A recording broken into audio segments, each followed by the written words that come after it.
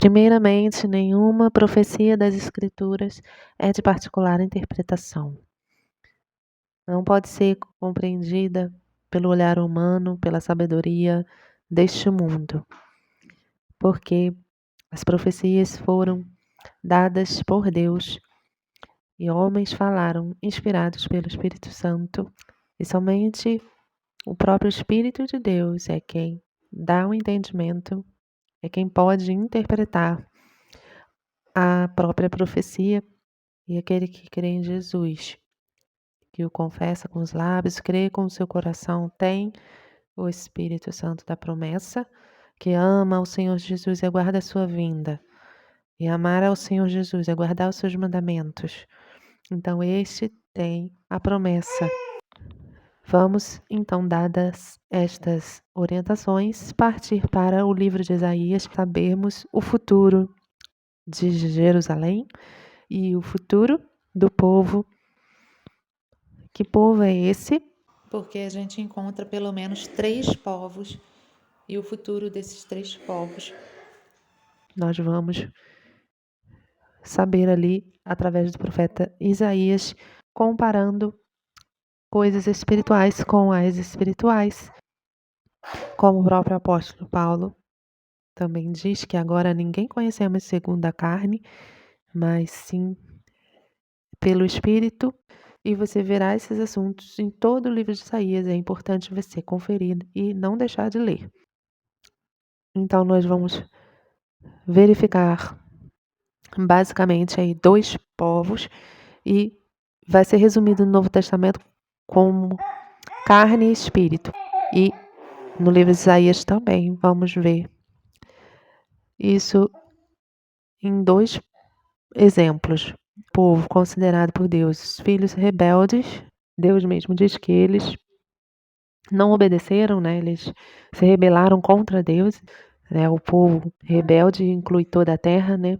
E tem o segundo povo que Deus chama ali também o seu servo, né? E esse servo não é o Israel atual, o Israel segundo a carne. Este servo que Deus se refere é o servo que ele elegeu, o próprio Redentor, o próprio Senhor, que diz: eis-me aqui, né? Que é o próprio Salvador Jesus, o prometido, o Yeshua, a salvação, o próprio braço do Senhor. Então tem esse povo eleitos em Cristo Jesus, então já são 2 povos, sendo que os em Cristo Jesus, eles já estão sendo contados aqui, já com base nas promessas de Deus, no sacrifício de Cristo para redimir o seu povo. Não tem diferença entre grego e judeu, né? Como o apóstolo Paulo explica ali em Romanos capítulo 10. Porque em se arrepender e se converter está a nossa salvação de todos, tanto dos judeus quanto dos gentios. Vamos falar desses futuro de Jerusalém, do futuro dos remidos do Senhor, né? Os eleitos em Cristo. Vem falando aí no livro de Isaías toda essa rebelião do outro povo, né? Que eu falei primeiro, os filhos rebeldes, que são esses dos filhos que Deus criou, mas eles se rebelaram contra Deus, como está no capítulo 1. Sendo que não é carne e sangue que herdam o reino de Deus, as promessas, mas sim aqueles que são gerados da palavra de Deus, que é Espírito. Então, todos os que nasceram de novo, se arrependeram dos seus pecados, estão sendo santificados em Cristo Jesus, vivem pela fé, né? São o Israel de Deus. Jesus é a descendência de Abraão, certo? Então temos que fazer toda essa diferença para explicar que em Cristo só há um povo aí que será salvo. E tem o terceiro povo, que é chamado de nações restantes. E tem uma retribuição para os restantes que estarão sendo aí exemplo no reino de Cristo para servir a Cristo, servir ao povo de Cristo, né? O povo que estará reinando com Cristo. O primeiro povo, os filhos rebeldes, que está no capítulo 1, são os filhos da desobediência, que o apóstolo João explica no primeiro livro dele, os filhos da desobediência, que rejeitam a verdade, rejeitam a Cristo. E por isso, por rejeitarem, não ouvirem a voz do Espírito Santo e amarem os seus pecados, os falsos deuses e tudo mais, eles estão sendo contados no livro de Isaías como descendência. A descendência aí do perverso, né? Essa descendência aí será totalmente destruída, que é o lago de fogo, que é a morte eterna, que é também aí a punição por terem cometido toda a perversidade, inclusive terem saqueado Jerusalém, e não só, mas também todas as outras nações agiram com perversidade, oprimindo todas as nações, né? Debaixo aí do espírito do anticristo, receberão total destruição. Essa descendência do perverso não significa semente da serpente, hein, gente? É em relação aos filhos da desobediência, aqueles que recebem o espírito do anticristo que está operando no mundo e que não aceitam as palavras de Deus, rejeitam a verdade. Esses se tornam filhos do diabo. Tem a diferença entre os filhos de Deus e os filhos do diabo, está explicado no livro de primeiro livro de João. Na verdade, existe ainda um caminho, porque é o futuro do povo que vai estar em Jesus, o povo que vai estar com a armadura de Deus. E Isaías vai falar desse povo aí que Deus vai ajuntar, né? Vai chamar, vai assobiar, e eles virão dos 4 cantos. Mas isso já é em Isaías no capítulo 11 ou no capítulo 5. Nos lembra muito lá a armadura de Deus em Efésios. Então, o futuro desses 2 povos, ok? O da carne e do espírito, vamos dizer assim.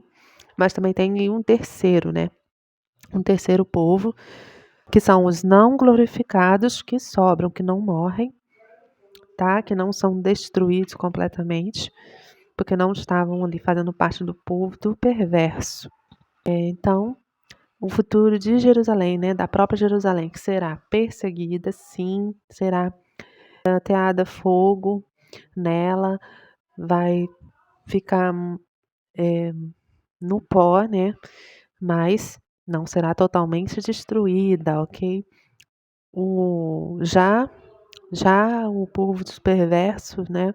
As cidades, essas grandes cidades aí, opressoras, né? Dos poderosos servos aí do perverso, elas sim ficarão pó, né? Totalmente destruídas, virarão fumaça, certo? Isso tudo está no livro de Isaías. E tem o futuro da Jerusalém, que ela vai ser sim abatida, mas não totalmente destruída.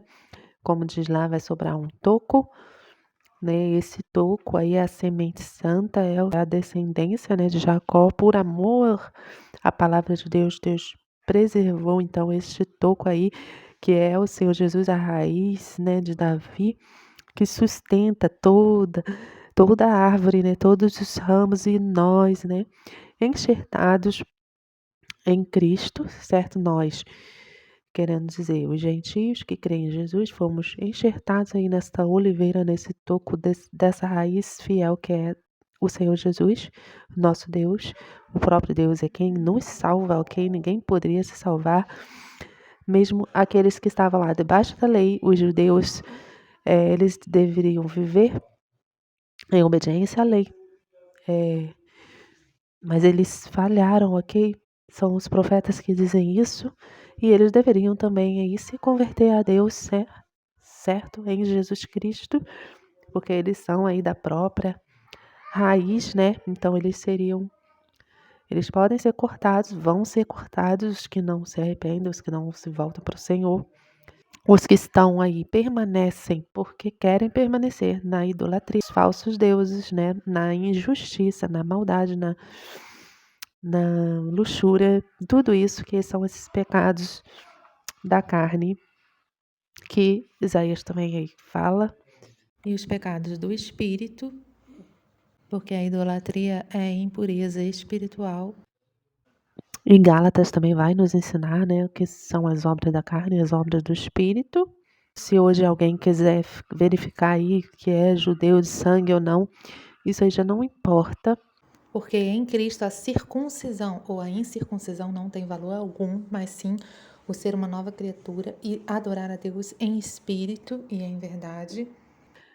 Ok? Que não vive segundo a carne, mas segundo o espírito. Então, esse vídeo é uma introdução para a gente diferenciar os três povos, o povo rebelde, que Deus chamou, mas eles não atendem. O povo rebelde, tanto da primeira aliança quanto de toda a terra, povo rebelde, sem Deus desde o início, mas Deus chama tanto eles que estavam longe quanto aqueles que estavam perto foram desobedientes. Deus chama. Então, esse povo, filhos de desobedientes, podem se converter e se tornarem filhos de Deus, vindo para o povo lavado e remido, que é o povo que será transformado, ressuscitado, para reinarem com Cristo. Os filhos de Deus reinarão, os filhos rebeldes destruídos.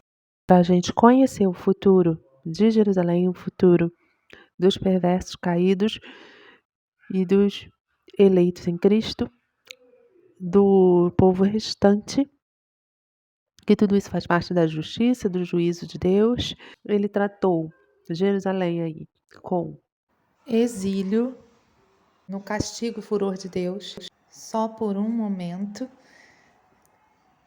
e com grande misericórdia o Senhor salva Jerusalém.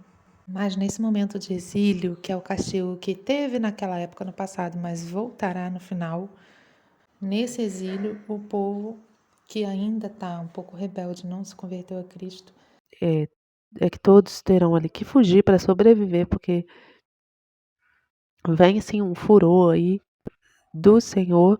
Israel, esse Jacó da carne não será todo consumido, como eu já expliquei, vai sobrar o toco, que é a semente santa de Jesus, e todos que estão enxertados nele.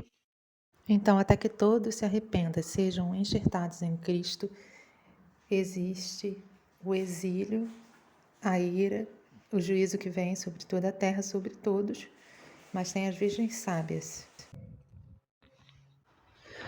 Então, para tratar das coisas do fim, do futuro de Jerusalém, do povo, dos povos,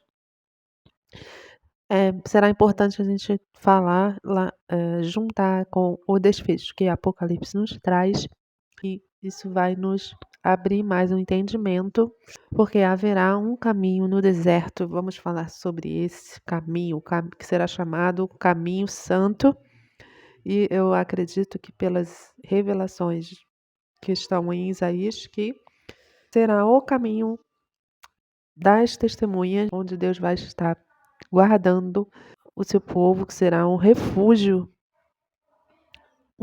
aí para os que creem em Jesus, que estarão sendo perseguidos nos últimos dias, quando se revelar o filho da perdição. E esse povo aí que espera em Jesus não sairá fugindo, ok? Porque Jesus irá à nossa retaguarda. Os que estarem acordados, né, as virgens sábias, estão preparadas com a palavra de Deus, que é o azeite. Vai estar iluminando o caminho, a gente vai entender o que vai acontecer, as coisas que estão por vir. E Deus prepara, assim, um caminho para o seu povo, um refúgio. E lá vão acontecer, sim, sinais, né, grandezas que Deus voltará a fazer, semelhante ao que fez lá para tirar o povo da terra do Egito. Muitos vão ver e vão passar a crer. E é claro, os que estão aí em Cristo Jesus já vão estarem ali anunciando essas maravilhas como testemunhas. O Espírito Santo está falando ali no próprio Isaías somente. Quem tem esse conhecimento das profundezas de Deus é o próprio Espírito de Deus, porque é mais precioso do que o ouro, certo? Está escrito, nós vamos ver e reconhecer essas maravilhas de Deus. E também tem esse caminho, né, do deserto, tem esses sinais, as testemunhas, tem também aí o caminho dos bêbados de Efraim, que são os que erram na visão, que tropeçam no juízo. Então, esse contraste aí, mais uma vez, testemunhas, povo do Espírito, povo de Deus em Jesus Cristo, e o povo aí rebelde, né, os bêbados de Efraim. Isso representado também em cereal que é debulhado, cereal que não é debulhado. Está lá no capítulo 27, naquele dia. Esses sim têm de fugir. Então, esses aí, bêbados de Efraim, ou virgens nécias, são os que vão aí ter que fugir na hora, e que Jesus também falou lá, ai das grávidas, né? E quando vires ali o abominável da desolação no lugar que não deve estar, quando o anticristo se apresentar para o mundo, no lugar de Deus, querendo parecer Deus, fuge então quando vê. E ai das grávidas, né, naqueles dias, porque esse povo aí que deixar para cima da hora, né, ele vai ter que fugir e muitos vão perecer no caminho. Quando Jesus disse que os que estiverem na Judéia fujam para os montes, e quem estiver na cidade para o campo. Mas também pode ser que muitos aí vão se deparar com as testemunhas e com os sinais de Deus e vão se converter. Mas se eles se converterem antes deste tempo do fim, eles podem estar sendo as testemunhas que vão estar chamando os outros para se arrependerem. E anunciando as maravilhas de Deus, o futuro, tudo que Deus vai fazer, sendo usados por Deus com poder. Que Deus dá oportunidade para todos e chama a todos, sem exceção, e retribuirá a cada um segundo as suas obras. Então, o propósito de Deus é que a gente venha despertar, estar com azeite para nos parecermos com Cristo, com a testemunha, né? As testemunhas dele, que vão andar aí pelo Espírito de Deus, né? Estão aí firmados aí na pedra angular, porque lá em Isaías 28 diz que aquele que crê na pedra angular, a pedra preciosa e eleita, né? Aquele que crê não foge. Ok? Está escrito lá em Isaías 28:16. Então, aquele que crê na pedra angular em Jesus, este não foge. O que isso quer dizer? Lendo todos os capítulos, todo o livro, nós vamos chegar a esse entendimento aí, que o povo escolhido, remido, lavado no sangue do Cordeiro, que aguarda a vinda de Deus, que está com azeite na botija, nas suas lâmpadas, né, como representando as virgens sábias, esse povo aí não foge, esse povo aí vai estar preparado, ele vai estar aí levantando a bandeira do Senhor, porque Deus vai chamar um povo para levantar um estandarte para as nações, e serão testemunhas de Deus para anunciar as coisas que vão acontecer. E Deus vai ser aí uma proteção, né? Vai ser o braço forte manhã após manhã, mas notícias terríveis vão estar assolando toda a terra. E enquanto isso, os eleitos aí vão estar vindo, ok? Vindo de vários lugares da terra, de todas as nações e 4 cantos do mundo, né? Vão estar vindo aí para este caminho, porque Deus vai levantar o estandarte dele para as nações e chamar o seu povo, e vamos aí de uma forma que não vamos precisar fugir. Isso está a confiança, né? Confiai no Senhor, que é a rocha eterna, e bem-aventurado aquele cujo propósito está firme em ti. Então, esta é a fé, né? E a perseverança dos santos. Mas ainda que alguns ali deixe para cima da hora, se conseguir fugir, porque será difícil a fuga, hein? Muitos vão morrer mesmo na fuga. Ali, no caso, que não creram em Deus. Mas se alguém se converter, eu creio que Deus vai preservar para que mesmo fugindo, né, seja salvo, porque creu em Deus e se arrependeu dos seus pecados. E aí tem Isaías 33, né? Ser nosso braço, Senhor, cada manhã, e salvação no tempo da tribulação. Então, a salvação vem para estes, porque Deus é fiel em todas as suas promessas, ok? Nós vamos ver todas essas referências, porque Deus vai ajuntar os escolhidos dele dos 4 ventos, e nós não iremos fugindo.